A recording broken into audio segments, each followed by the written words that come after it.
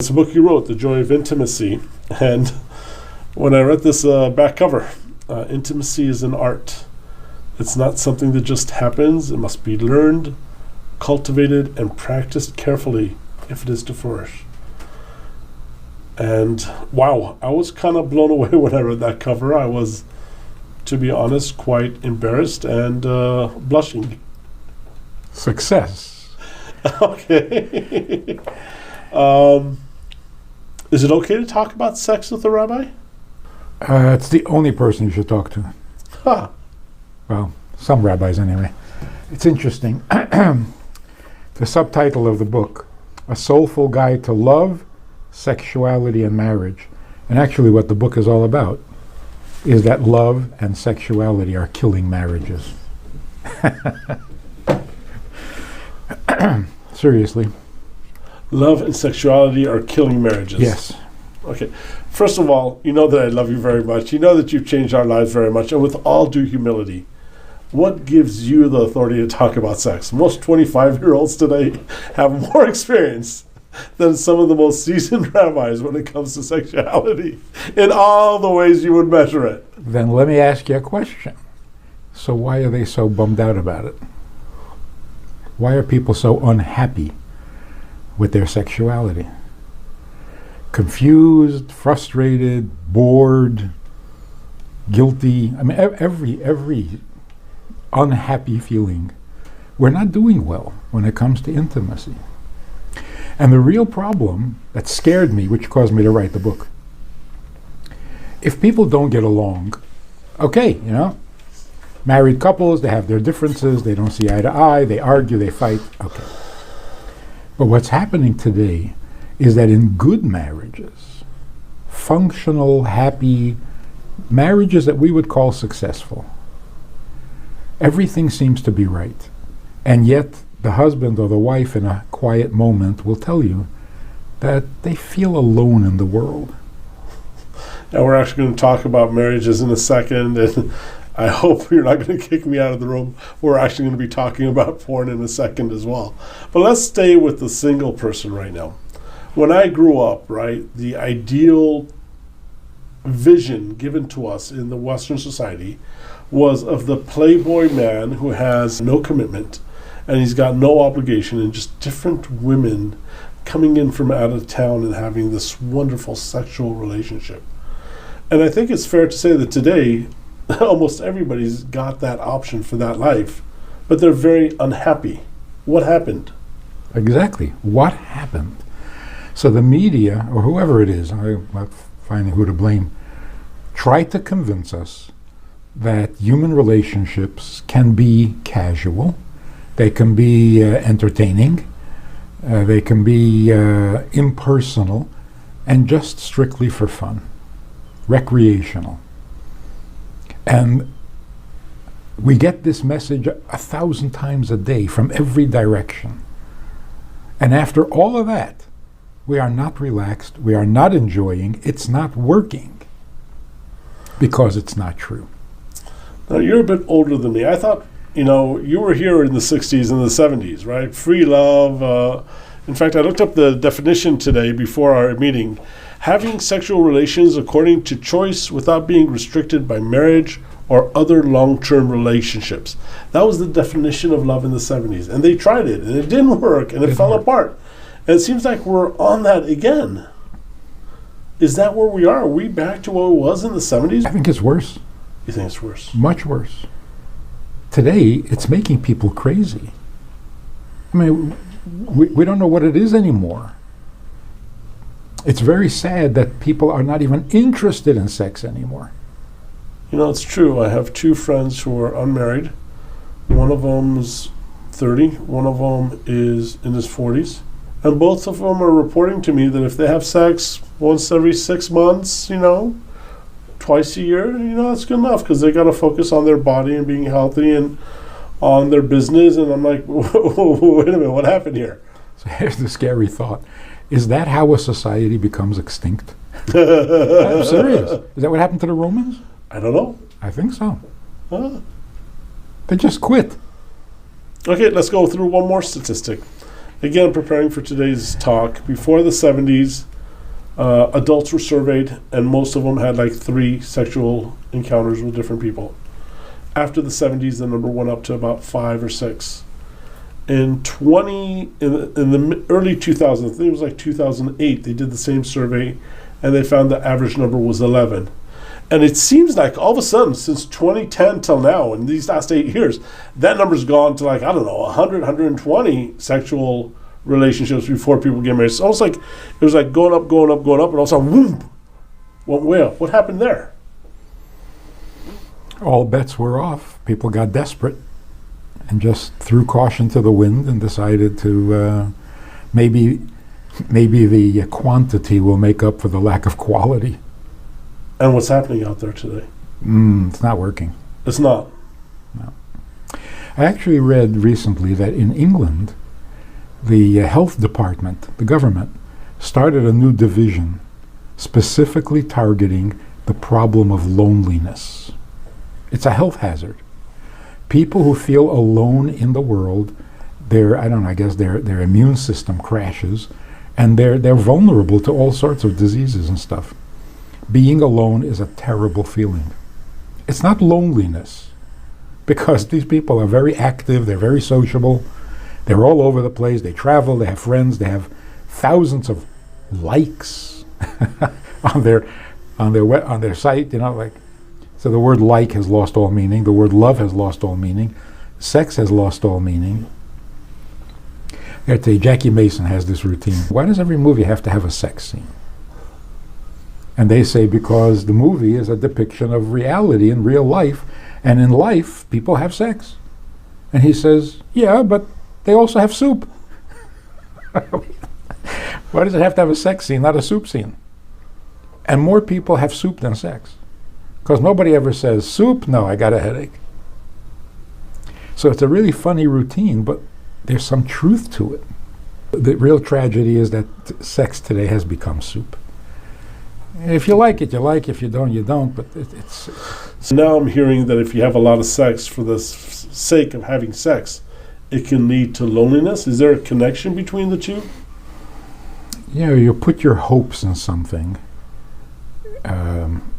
incorrectly, you're going to be disappointed. I mean, that's the old story with the false gods. We put all our hope, we invest ourselves in something thinking it's going to bring us satisfaction, contentment, happiness, something. And of course it doesn't. Okay. So we're right now 2018. Are you saying people should only have sex with one person? Is that really... No, I'm saying people should not have sex. People should have intimacy. Because the experts today are now starting to admit that putting all the emphasis on more pleasure has been very destructive. People don't need more pleasure. I mean, we have chocolate. We don't need more pleasure. We need more closeness. Sex does not produce closeness. Intimacy does. So what I'm saying is that sex has replaced intimacy, and we're paying a terrible price for it. But let me explain how this love and pleasure are destroying marriages. Because if I marry someone for their money, I say, I love you for your money, and then you lose your money, I'm not going to love you anymore. Well, I never loved you. It's a misnomer. I never loved you. I just loved the money. I tolerated you because I wanted the money. If you don't have the money, I have no tolerance for you. Right? I mean, that's obvious. Why is it any better if I marry you for love? If I marry you for love, it's not you, it's the love. I am married to the love. If the love is gone, I don't tolerate you. What are you doing here? I don't need you, I just wanted the love. So if I'm not getting love, you're irrelevant. So you're not getting married for the money, you're not getting married for the love, sex, forget about it, go for intimacy. So you're getting married for the intimacy? Yeah. Huh? So the first thing is, I have to marry the person not something about the person, not even the nice things about the person. So a guy says to me, I love everything about my wife. And I say, that's strange, because your wife wants a divorce. So what's going on? He says, no, I love everything about my wife. I said, but do you love her? He said, I love everything about her. I said, that was not the question. Do you love her? He says, what about her? I said, not about her. Do you love her? He says, I don't know what you're talking about. You know, I know it's a tangent, but there's a dear friend named David who's dating now to get married, and he's really serious about marriage. And the last 2 or 3 girls that he's been going out with, he's been telling me, I love her for this and this and this. So if we can take a quick tangent, he's supposed to love her. That's how he finds the person he's going to marry? See, it gets a bit complicated. Before you're married, you don't have each other. All you have are the things about each other. And that's how you decide who you're going to marry. By looking at all the things about them. But the marriage itself means you have moved past all those things, and now it's just us. So when you get married to somebody, you can't yet know that you love them, so you go based on the things they have that you love. But once you're married, you develop a love of them regardless of what they do? Something more than love. Something more than love. What's more than love? A bond that is unconditional. Love is always conditional. This notion of unconditional love is a monstrosity. You can't have unconditional love. If I decide I'm going to love you unconditionally, I've dismissed you. You're no longer relevant. Because no matter what you do, I'm going to love you. So you don't count anymore. Children hate to hear that. Parents say, oh, we love you unconditionally. And the kids say, oh yeah, watch this. And if that don't work, then watch. I'm going to get you to admit you don't love me, because love is not supposed to be unconditional. Love means a reaction to me. So if I'm behaving hateful, what are you loving? Don't you notice me? Don't you care what I do, what I say? So what is unconditional? We belong to each other. We are a unit. Like parents saying to their children, we're going to be your parents no matter what. I'm your mother. That is unconditional. You know how unconditional that is? I'm your mother even when I hate you. And right now I hate you. But isn't God's love to us unconditional? Nope. It's not. There's condition to the love. Sure. But no matter what we do, he still loves us and forgives us and is willing to accept us back, isn't he? Willing to accept us back means he'll love us again someday if we get our act together. God says, you are my children, you are my creation, what am I going to do? But right now I don't like you because you're not acting nice, you're not being good, you're not... So the love should never be unconditional, because then it's not real love. Emotions have to be fickle, have to be changeable. Always, that's the excitement of it. He loves me not, he loves me not. But the relationship is a fact, not a feeling. And a fact must be unconditional. Okay. So God says, you are my children. That's unconditional. But do I love you? If you act lovable, I'll love you. If not. So love is really killing relationships, because we're not marrying each other. We're marrying the love.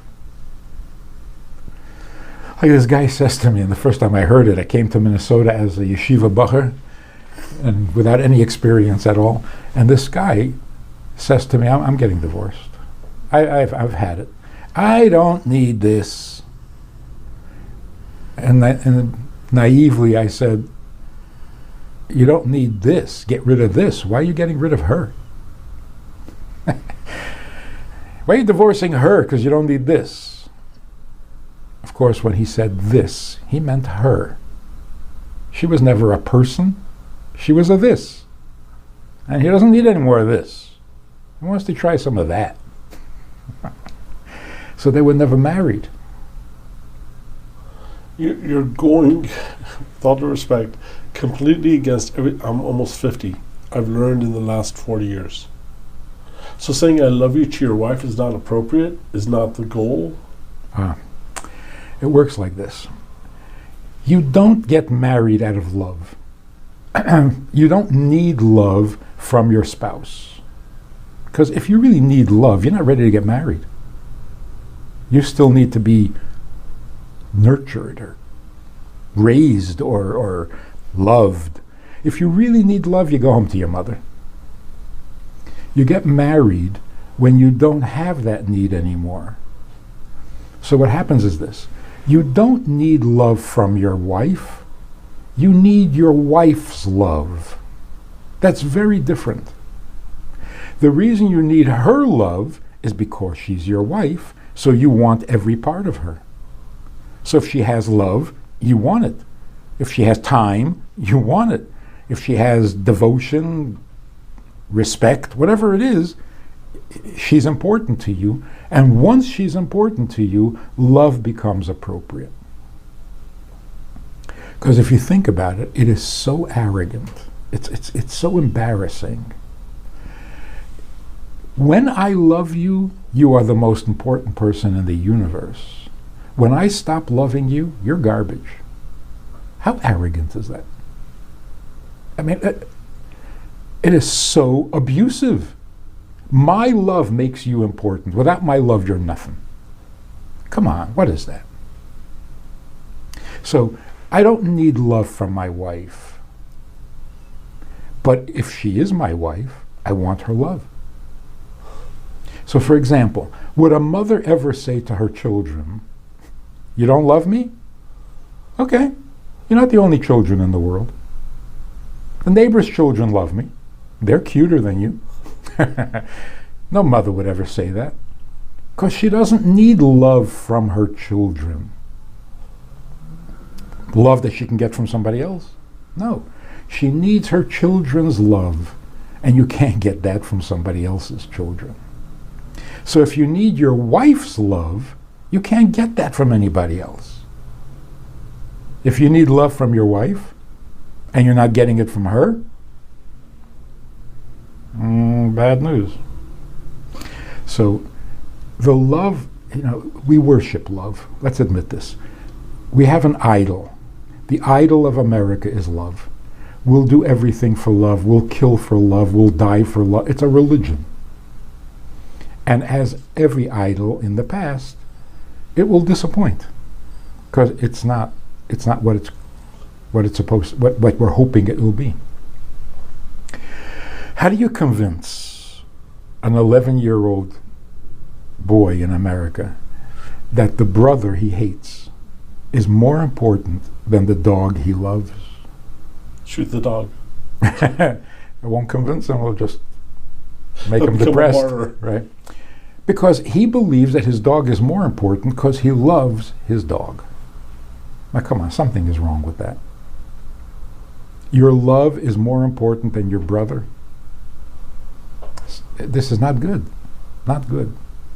I remember seeing a movie many years ago, and there was a scene in there where he tried to kiss her. And she said, no, that's too intimate. I can have many other things with you, but we in the business never kiss because that's too intimate. Fast forward 17, 18 years later, and I'm with a friend of mine, and he shared with me that he gets good girls and he sleeps with them usually the same night.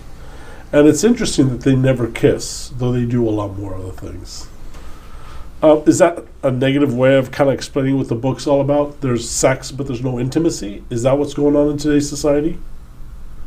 So let's define that. What's the difference? What's sex? What's intimacy? And what is your book trying to point out?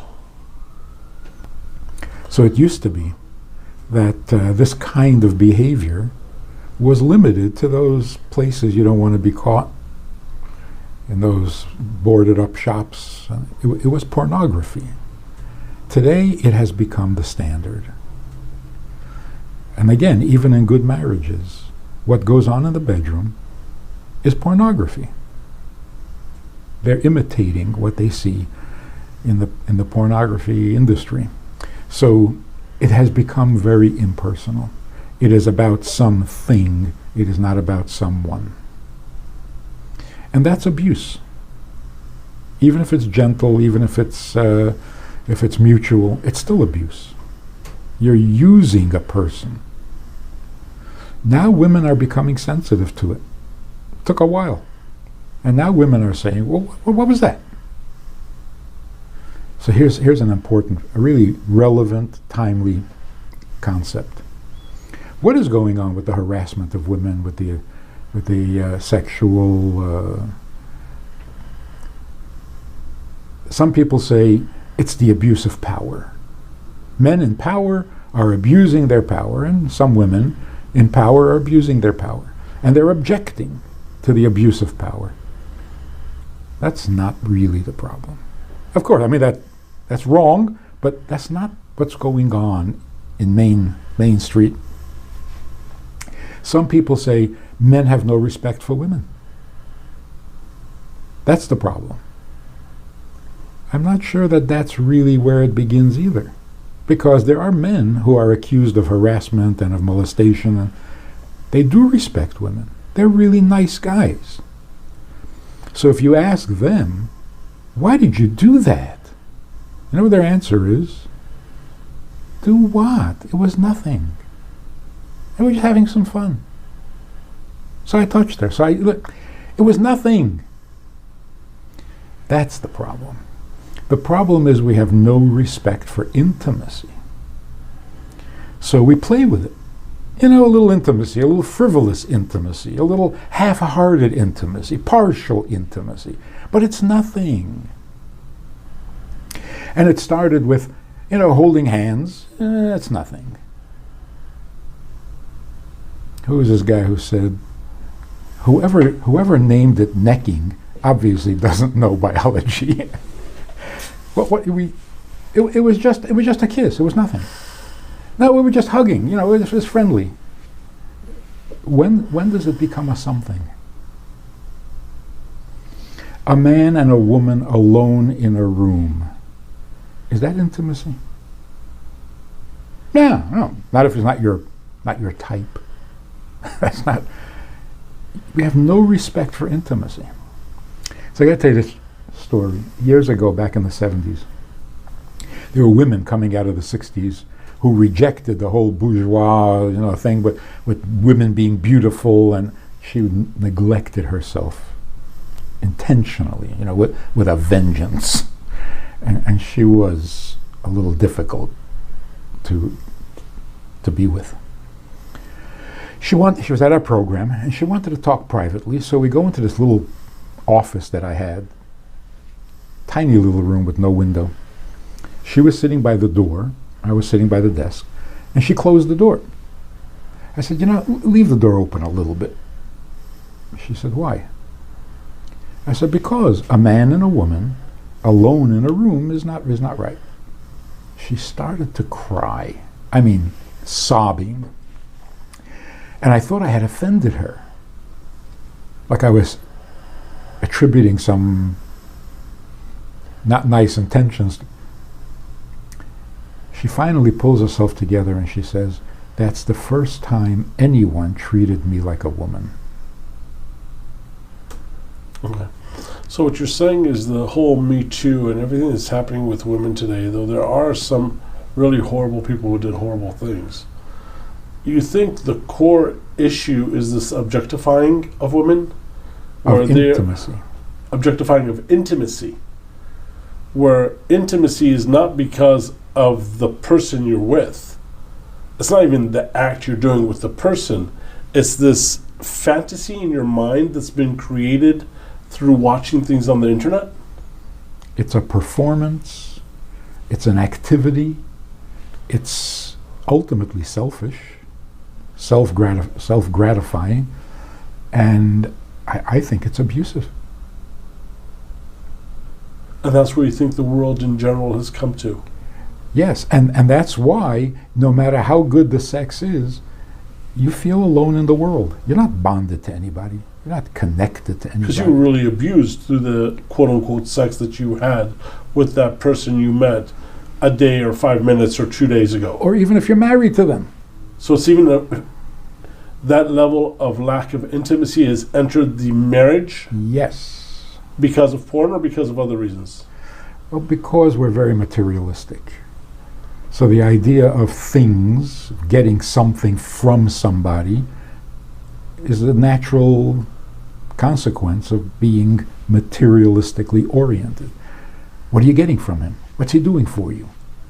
And that's even going to sex. When you're having sex with when a person is having sex with his wife, what am I getting out of it? So, I tell you, some guy comes over to me and says, and he's staring at me for a while, and then he says, this beard, how do you sleep? With the beard under the blanket or the beard on top of the blanket? That's a good question. Yeah. So for weeks I couldn't sleep. Okay. And I tried it under the blanket and that didn't do anything. So I tried it on top of the blanket and that wasn't any better. So, once you turn it into a thing, and I've had the beard for 70 years. And until that guy asked me the question, it was fine. You turn it into a thing and all of a sudden it's uncomfortable, right? Husband and wife are together physically, and afterwards the husband says, so how was it? How was it? See, there's your problem. There was an it. I thought it was just us. Who's the it? What is it? We were together. We had each other. What's the it? And to prove that there's something wrong with this, you have to ask how it was. Weren't you there? Where were you when it happened? Right, if you're asking about it, that means you were in your own world, not knowing your world. And that's the mistake within itself. So obviously this did not bring you together. It came between you. Right? So the sages say in Pirkei Avos, a love that is dependent on something will not endure. A love that is dependent on nothing will last forever. But this thing that can get between you could be the love itself. Love is your thing? Well, then don't get married. You're already married to the love. You're not available to the person. So if you asked your grandmother or your great-grandmother, what happens in the bedroom? Mom and dad go into what happens in the bedroom? And your grandmother says, nothing. You say, come on, tell me. And your grandmother says, no, nothing. She's actually saying the truth. Yeah. Yep. It's the only correct answer.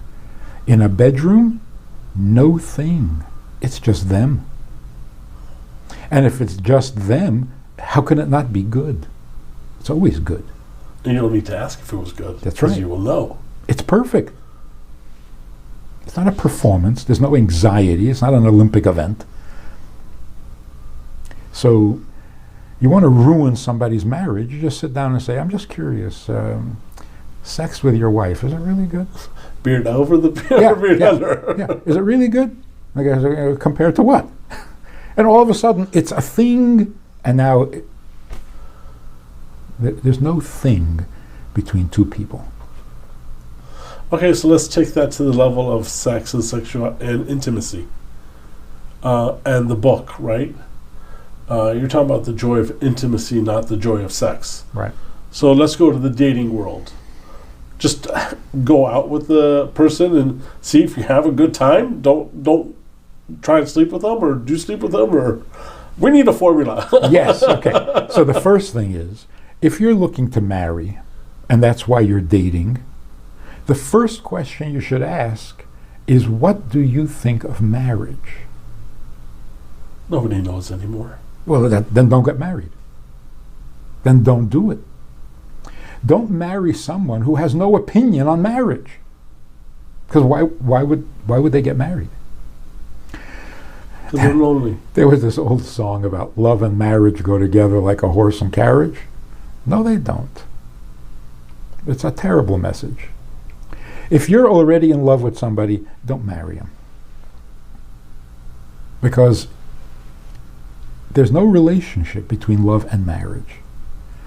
It's like saying, I love you. I love you. Well, in that case, we should live in Cleveland. Why? Where did Cleveland come from? I love you, you love me, we should get married. Why? Where did marriage come from? So all these guys who love each other aren't getting married are actually doing the right thing because they don't know what marriage is. They're just having a great time together. Why get married? They don't need marriage. And that actually is a true statement. They genuinely don't. And if you think marriage means we're going to have this permanently, no. No, statistics are actually quite the opposite. Yeah. Because you're getting a little too close when you're married. And you're not ready for that kind of closeness. So should we give them the answer of why get married, or should we leave that for a different video? Okay, so the first thing you do when you're dating, you want to know, what does the person feel and think about marriage? Before you want to know what they think of you. So the only reason to get married is because you believe in marriage. And then who to marry is just a technicality. So if you go with that attitude, look, I want to be married. I got to get married. Got to start a family. Oh, you feel that way too? Okay, let's talk. You don't feel that way? I got nothing to say to you. Yeah, but do you love me? That's totally irrelevant. What's love got to do with it? That's your next book. That's this book. That's this book. Yeah. This book is about why you don't need love to get married? I thought it was about sex, and instead just go for intimacy. Well, it says love and sex. But love is destroying marriages because it has become a thing. We're in love with love, not with the person we love. So if I had to make a bumper sticker, nothing about your wife is more important than your wife. Nobody buys that. In fact, people have a hard time. What is she if you take all the things away? What's left? What is she? We don't even know what that means anymore. And the same is true with religion, because they're so closely related. Is God love? Yeah, God is everything, right? To an infinite. But there are people who believe God is love. Well, then, love is God. You're worshiping love. You're not worshiping God. If God was not love, would you still worship him? And if you didn't love to pray to worship him, are you supposed to pray? Some people feel that God is power. What if God wasn't powerful, the most powerful? Would you still worship him? No. You're worshiping power. You're not worshiping God. What is the Jewish ideal? The Jewish ideal is, this is my God, so I worship him. Is he love? He's my God. Is he power? He's my God. So it's like a guy running down the street, and you say, what's the matter? Why are you running? He says, my wife isn't feeling well. I'm running to get the doctor. And you say, wow, you really love your wife. He says, Did I say anything about love? We don't get along so well lately. So you say, well, in that case, why are you running? Take your time. What's the hurry? We'll have a coffee, we'll talk a little, you'll go later. He would say, you're crazy. My wife needs a doctor. And you say, well, but you don't love her? He would say, what's love got to do with it? You know, it's very interesting that you point this out. A very dear friend of ours, you know, the wife's living in one section of the house and the husband's living in the other section of the house, and they're not talking, and every time they are talking, it's in very loud noise. My voice says, oh, it's been that way for years, and he got sick. And she goes to every doctor appointment, and she takes care of them, and she feeds them, and she's fully there for them. And you ask them, well, do you love him? I was like, well, he's my husband. But you're living separate sections. You're always fighting.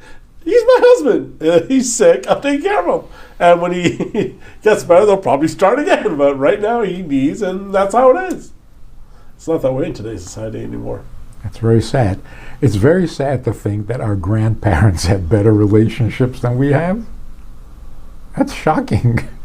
We thought we were so much more sophisticated, so much more liberated. And so if this free love has been around in the 70s and it proved out to be wrong, it proved out to be unsustainable, it was kicked out in the 80s and 90s and 2000s, how is it back with a vengeance? What happened here? it was never kicked out. It's never kicked out. It just slowly deteriorated from the inside. But I think that the book is so timely. You know, sometimes the book hits at the right moment. People are really drowning in this selfish, indulgent. They don't want it anymore. They just don't know what the alternative is. So it's not like I'm trying to convince people that they need something. The need is real. And what's the need? Closeness. We can't be alone anymore. And again, it's not lonely, it's alone. But don't you fall into the same trap if you're getting married, if you're getting in a relationship because you want closeness? Isn't that the same as you want love? So you want now closeness, you don't want... No. No. Closeness is not a thing. Closeness means I need you. So that's what the book is about. It's not about how to have sex or not to have sex, to have love or to not to have love. It's to reframe the question of the relationship. Why even have a relationship? And what is the relationship between who and who for what purpose? Right. So in the description of creation, the Torah says, therefore a man should cleave to his wife and become one. Not fall in love, become one. That's even more than closeness. That's super close. The need to become one means you will never be alone again. People want to overcome their loneliness, so they hook up for an evening, for whatever, so that they're not lonely. That doesn't take away the being alone, it makes it worse. Another person gone out of your life. It's really very, very painful because it goes against the grain. Somebody is not going to read your book, but is going to listen to the next 2 minutes of whatever you're going to say. What do you want them to know about relationships? If I had to sum it up, never be intimate with the lights on. Because if you can see, you will be distracted. The eye sees things. Intimacy cannot be seen. Turn the lights off. Remember in the old television shows, I don't know if you remember, when a couple were about to become intimate, what happened? Close the door and turn off the lights. They turn off the lamp, the bedside lamp. Well, like that was the norm. I'm going to be intimate with the lights on. But then how can you video record? Exactly. Pornography introduced the lights on. Because intimacy is not something you can see with your eye. So just that one little change can save a marriage. And if they had separate beds, it would help too. So that if you want to be intimate, show a little initiative. Like, at least get up. Not like, oh, okay, fine, we're here. So that's deadening too. Thank you very, very much for your time, Rabbi. A pleasure.